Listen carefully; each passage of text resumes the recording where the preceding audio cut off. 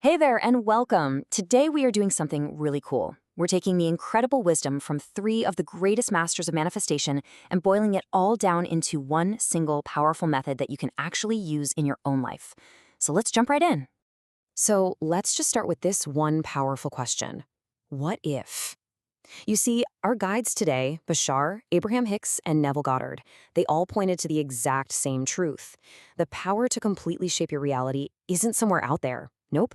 It starts right here inside your own mind.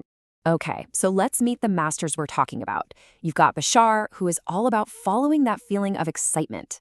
Then there's Abraham-Hicks, who really focuses on emotional alignment and the law of attraction.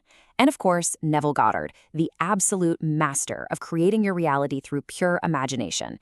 Now, they might use different words, but trust me, they're all singing from the same hymn sheet. So, where on earth do we start? Well, step one is all about creating the blueprint.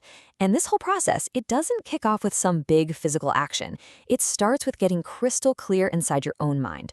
Bashar has this really fantastic concept he calls a permission slip. Basically, it's anything you use to convince yourself that what you want is possible.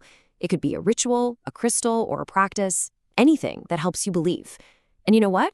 One of the most powerful permission slips out there is visualization, because it lets you start vibrating at the frequency of your desire before it even shows up. And this is where Neville Goddard just hits it out of the park. This isn't just about daydreaming. The key right here is to imagine the end result as if it's already done. So what does that really feel like? It means truly embodying the emotion of that reality right here, right now. Okay, so how do we actually do this effectively? It's pretty much a three-step dance. First, you've got to see the end result clearly, like a mental movie. Second, and this is the absolute game changer, you have to feel the feelings of already having it. And third, bring in all your senses. What do you see? What do you hear? What do you smell? You want to make that scene so real you could touch it. Now for step two. Once you have that blueprint, your emotions become your guide. Seriously, think of them as your personal GPS on this whole journey. And Bashar gives us such a profound way to look at this. You know that feeling of pure, genuine excitement? He says that's not just a random feeling. It's your body's physical reaction telling you that you're in perfect alignment with your true core self. It's a compass needle, pointing you straight to where you need to go. Abraham-Hicks really boils this down for us. It's simple, right? When you feel good, when you feel joy or passion or excitement, you are in alignment with your desire.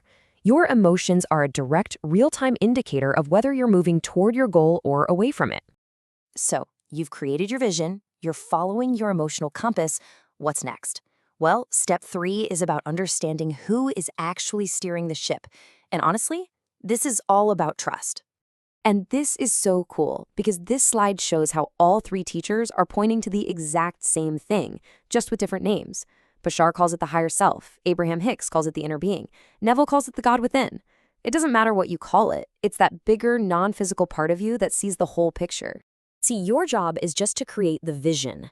Your higher self's job is to handle the how. It's the master coordinator, lining up all the synchronicities, the opportunities, the perfect events. And because it has that bird's eye view, it very often delivers something even better than you could have possibly dreamed up on your own. Which brings us perfectly to the final and maybe the most crucial step, the art of allowing. This is all about finding that delicate balance between holding your intention and just letting go.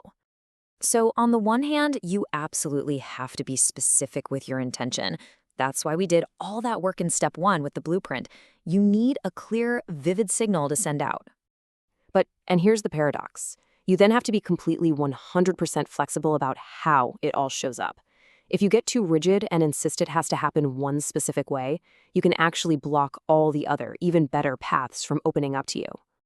And Abraham-Hicks explains why this is so critical. You might think you want a specific job title, right?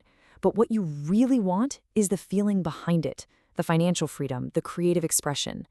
When you focus on the essence, on the feeling, you allow the universe to deliver that feeling to you in ways you could never have predicted.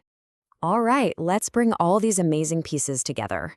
We've talked about the blueprint, the emotional compass, trusting that higher part of yourself, and the art of allowing. Let's lock this in as one unified method. So here it is, the unified manifestation method. Step one, use your imagination to create that crystal clear blueprint. Step two, Use your emotion, especially excitement, as your compass. Step 3, trust. Let your higher self handle the how. And step 4, practice allowing. Be specific in what you want, but totally flexible in how it comes to you. So there you have it, a powerful, unified map for creating your life with intention, straight from 3 of the greatest to ever teach it.